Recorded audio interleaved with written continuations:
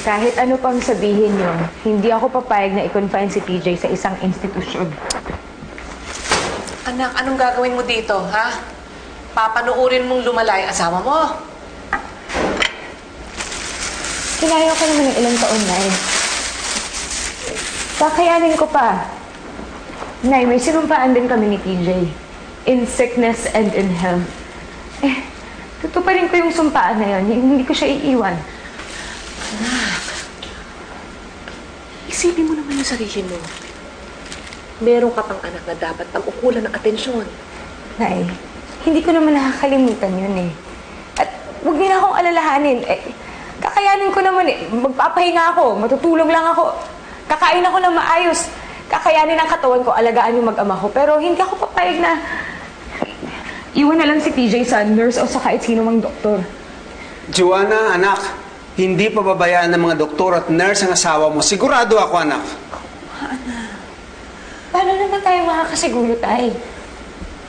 Oo, siguro eksperto sila sa mga ganitong bagay, pero kaya ba nilang alagaan si TJ ng may pagmamahal? Katulad ng binibigay ko sa asawa ko. Anak, sana maunawaan mo kami ng tatay mo. At sana maunawaan mo rin na hindi lang naman ikaw inaalala namin. Inaalala rin namin si TJ. Abe, para na rin namin siyang anak.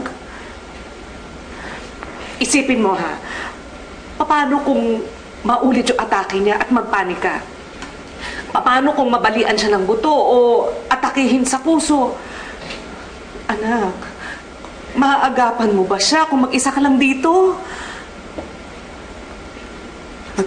Hindi naman siguro mapapawasan yung pagmamahal mo kay TJ kung hahayaan mong ibang tao mag-aalaga sa kanya. Pag-isipan mo. Pag-isipan mo. Kung talagang mahal mo yung asawa mo, magpaparaya ka. Ibibigay mo sa kanya ang makakabuti para sa kanya.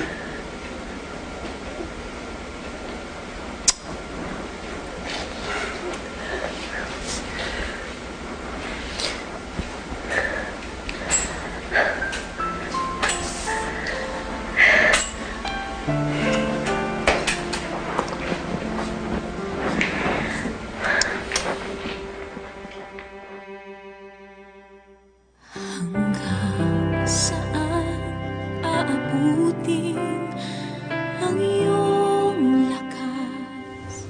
It all began in Vegan. I asked you to marry me, but you ran. But love won, and you became my one and only heart. You made me so happy, you gave me a son. Bad news came, and our battle began. Tantrums, fights, never-ending tapuan. I keep making you mad, pero hindi mo ako iniwan. Soon I may forget everything. Thank you for being someone who watched over me. Did you like it? Kaya hindi ako nagsasawang alagaan kay... Kasi kahit may sakit ka, kaya mo pa rin ibalik yung pagmamahal na binibigay ko sa'yo. I love you so much.